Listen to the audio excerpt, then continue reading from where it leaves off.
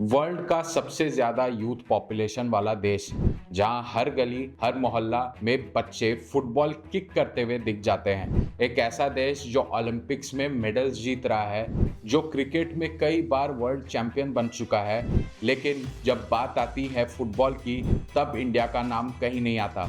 अभी कुछ ही दिन पहले सुनील छेत्री और कुछ बड़े प्लेयर्स को फीफा से इंडियन फुटबॉल को सेव करने के लिए अपील करना पड़ा, ये कहकर कि अब फुटबॉल इंडिया में पैरालिसिस के स्टेज पर पहुंच गया है। तो ऐसा क्या हुआ जो इन प्लेयर्स को AIFF यानी ऑल इंडिया फुटबॉल फेडरेशन की बजाय फीफा से अपील करना पड़ा?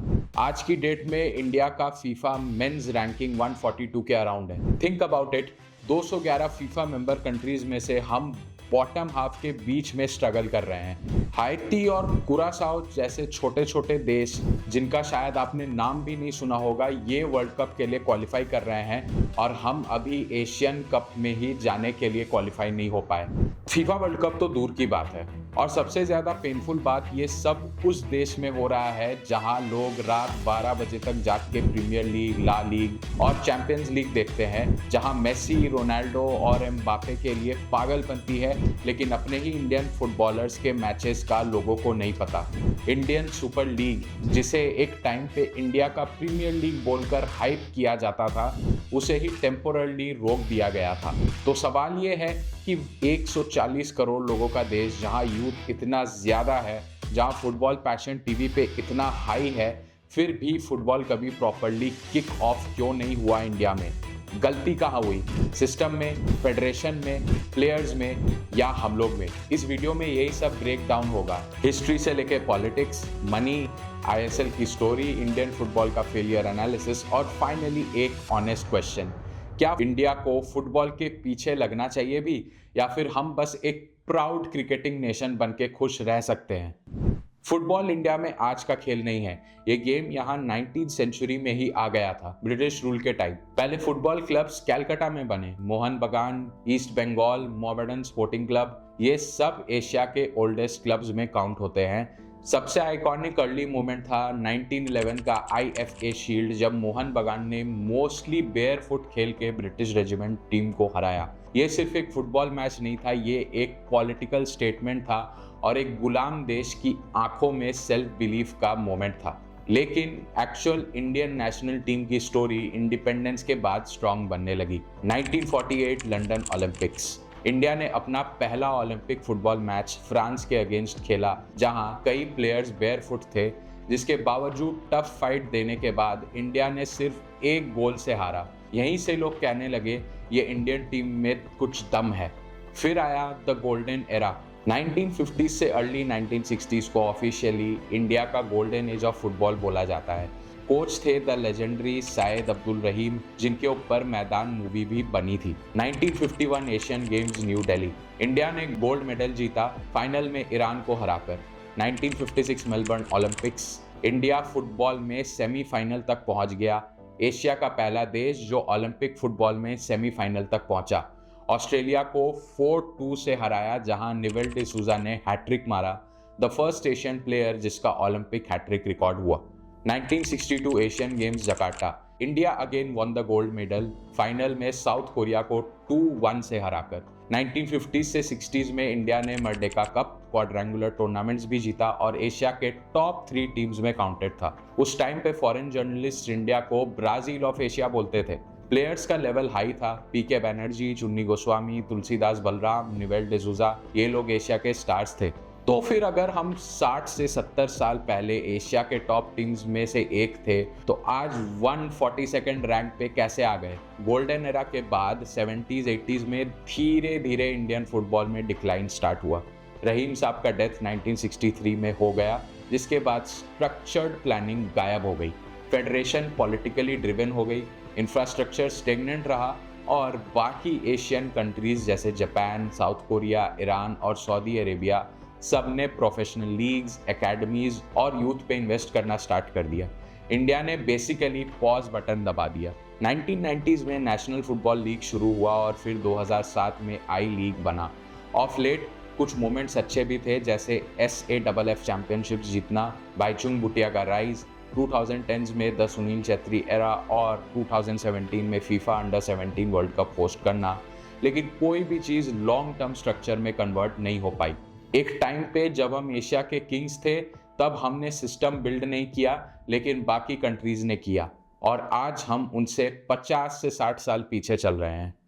क्या इंडियन फुटबॉल का फाउंडेशन ही गलत था, या इंडिया की फुटबॉल फेडरेशन ने इस गेम को सीरियसली नहीं लिया, specially after India one the 1983 cricket World cup, जिसके बाद पूरे देश का फोकस क्रिकेट पे शिफ्ट हो गया।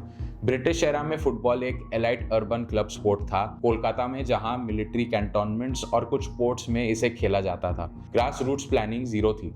इंडिपेंडेंस के बाद ही AIFF का स्ट्रक्चर ज्यादा पॉलिटिकल बन गया, प्रोफेशनल नहीं। 1983 क्रिकेट वर्ल्ड कप जीतने के बाद पूरे देश का अटेंशन, बिजनेस हाउसेस का स्पॉन्सर मनी और मीडिया सब क्रिकेट पे शिफ्ट हो गए।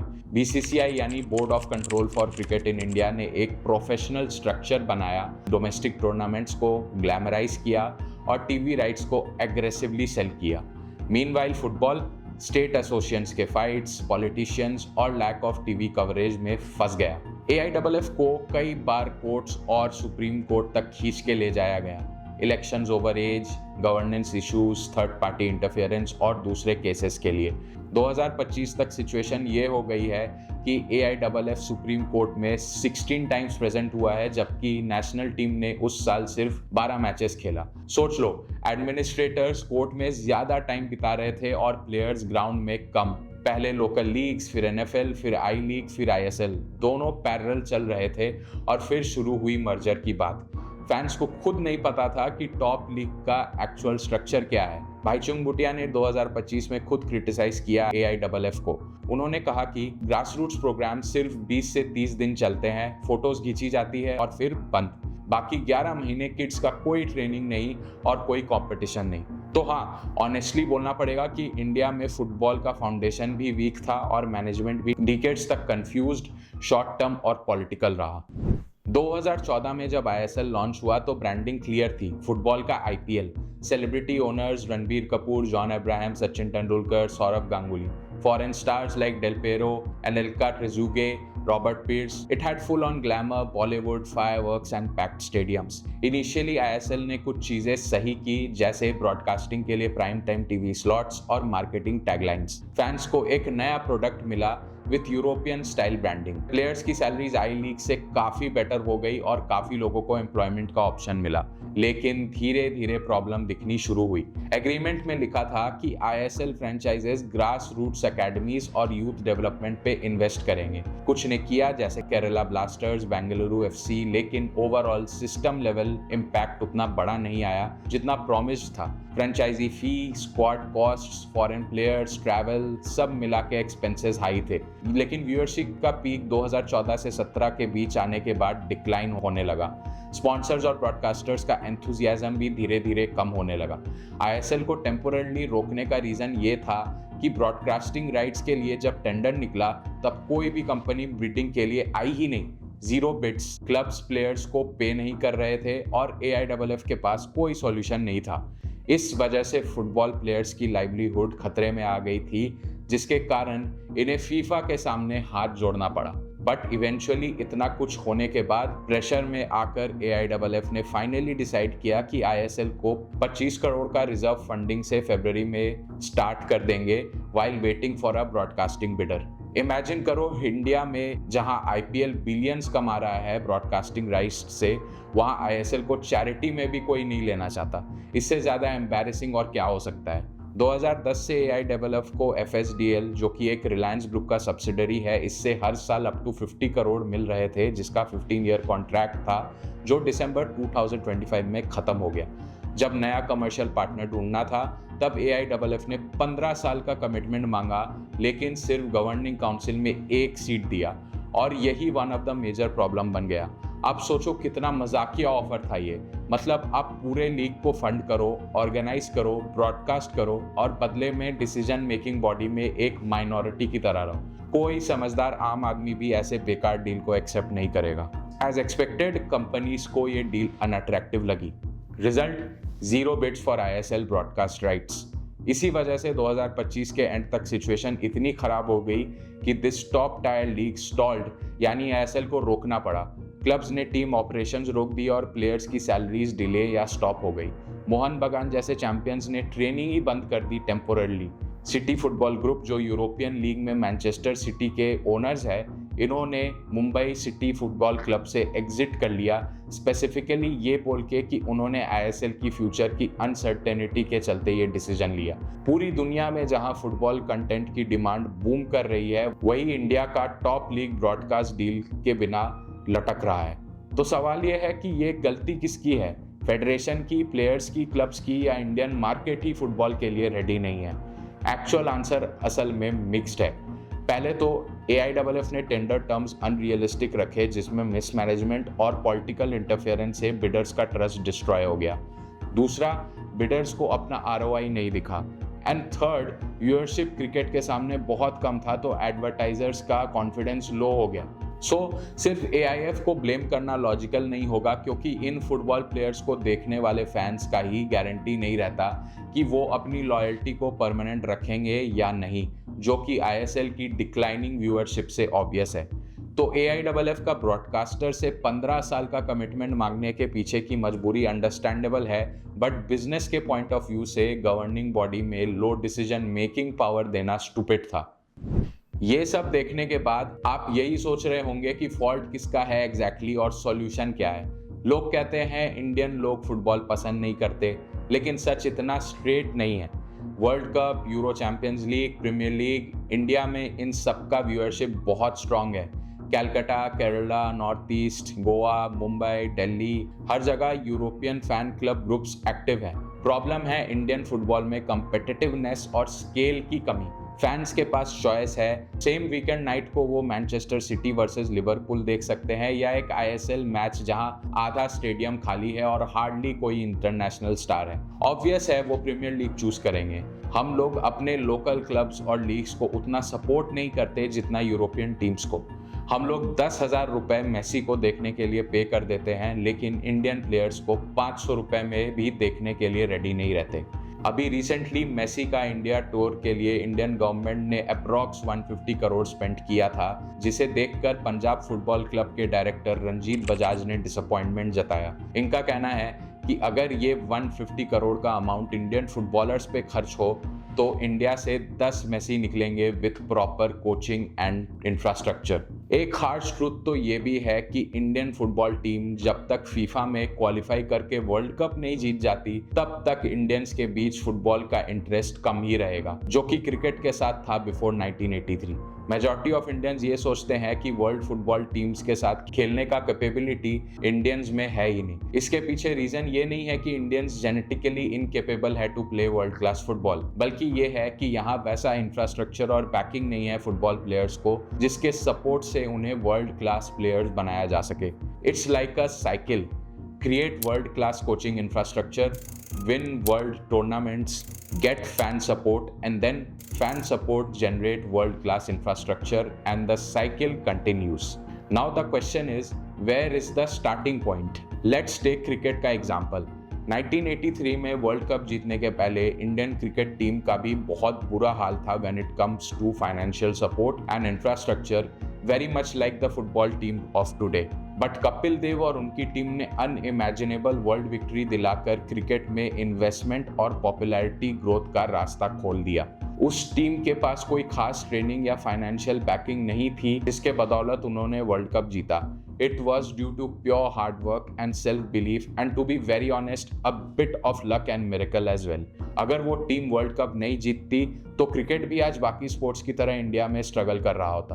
बट अब आप ये सोच रहे होंगे कि क्या मैं ये सजेस्ट कर रहा हूँ कि हमारे फुटबॉल प्लेयर्स को ही इंडिया में फुटबॉल की पॉपुलैरिटी बढ़ाने की जिम्मेदारी लेनी होगी by winning the World Cup? No, मैं ऐसा बिल्कुल सजेस्ट नहीं कर रहा।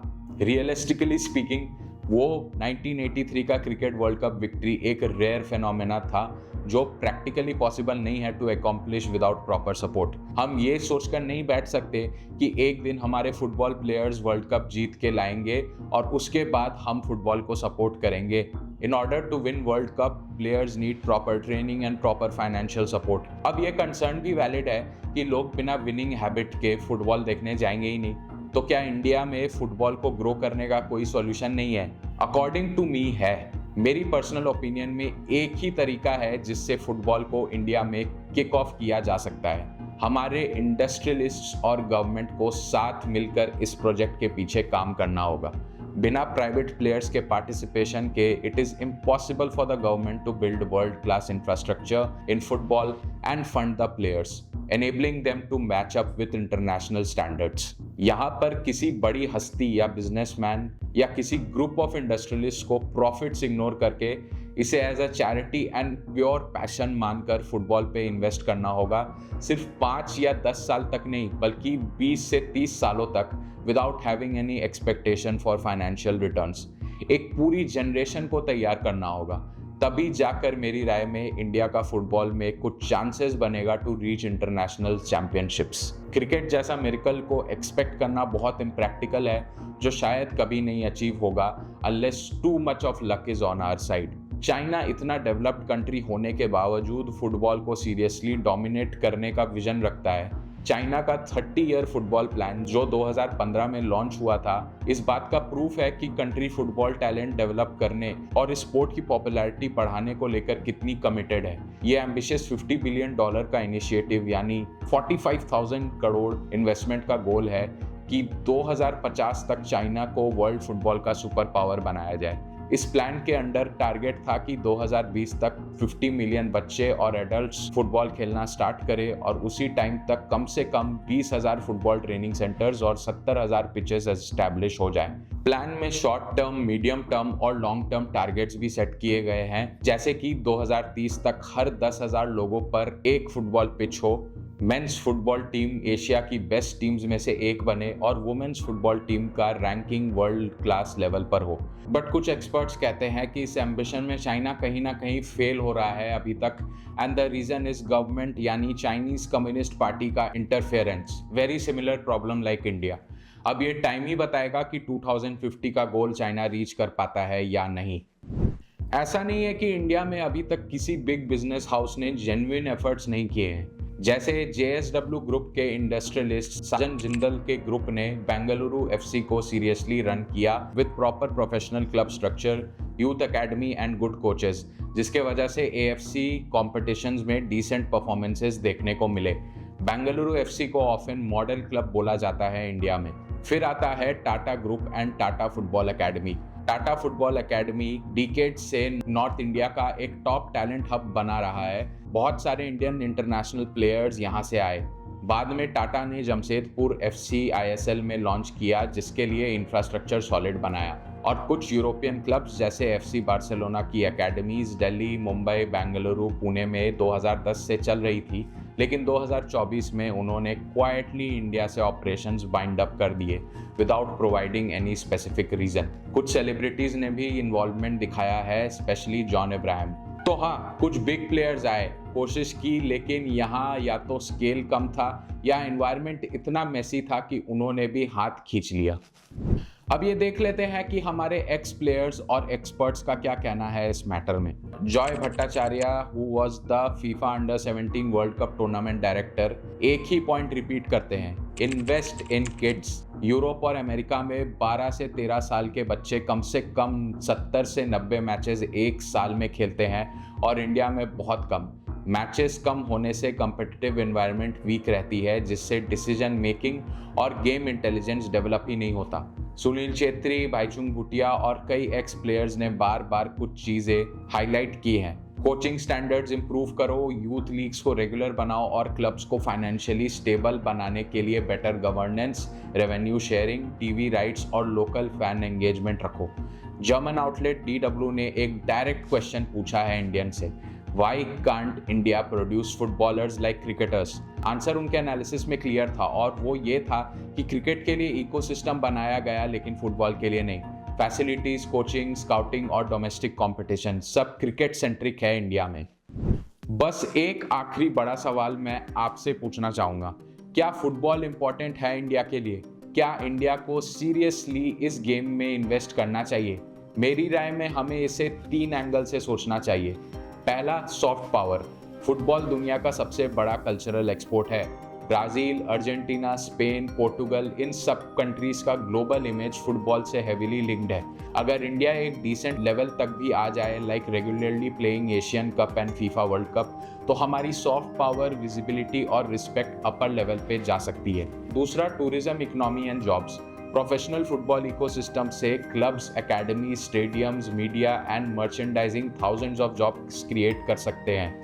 Local tourism, economy, sports, technology and analytics सब ग्रो कर सकते हैं। आप सोचो, अगर आईपीएल जितना बड़ा और पॉपुलर लीग इंडिया में फुटबॉल में होता तो इसका इकोनॉमी और मोस्ट इम्पॉर्टेंटली टूरिज्म में बहुत फ़ायदा होता हमारे देश को। कितनी सारी कंट्रीज से लोग इंडिया में आते और यहाँ की लैंडस्केप डाइवर्सिटी और मॉन्यूमेंट्स को एक्सप्लोर करते, जो टूरिज्म सेक्टर पे अनइमेजिनेबल एम्प्लॉयमेंट और ग्रोथ देता।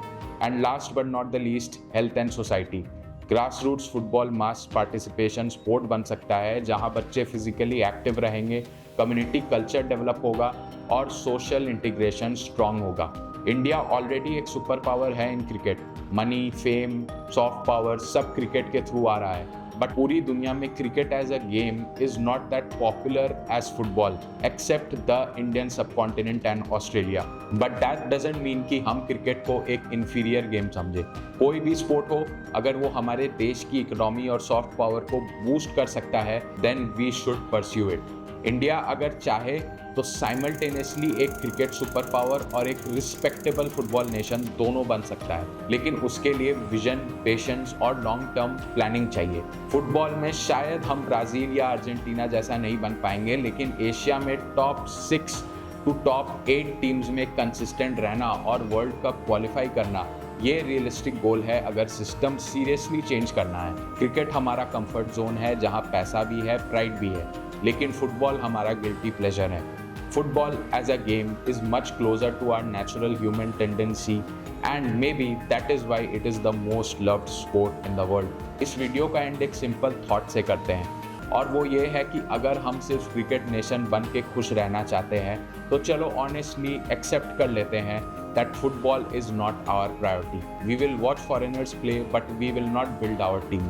लेकिन अगर आपके दिल के किसी कोने में ये डिज़ायर है कि एक दिन फीफा वर्ल्ड कप का ओपनिंग सेरेमनी में इंडिया का नाम आए, ट्राई कलर पिच पे हो, नेशनल एंथम बज रहा हो और वर्ल्ड के बेस्ट टीम्स और दुनिया के कोने कोने के कंट्रीज से आए हुए स्पेक्टेटर्स के साथ हम ग्राउंड शेयर कर रहे हो, तो इस वीडियो को ज़्यादा से ज़्यादा लोगों के साथ शेयर कीजिए और लाइक कीजिए। अपने व्यूज़ कमेंट सेक्शन में शेयर कीजिए। क्या इंडिया को फुटबॉल सक्सेस के लिए लड़ना चाहिए या फिर प्राउड क्रिकेटिंग नेशन बनकर खुश रहना चाहिए? Thanks for watching.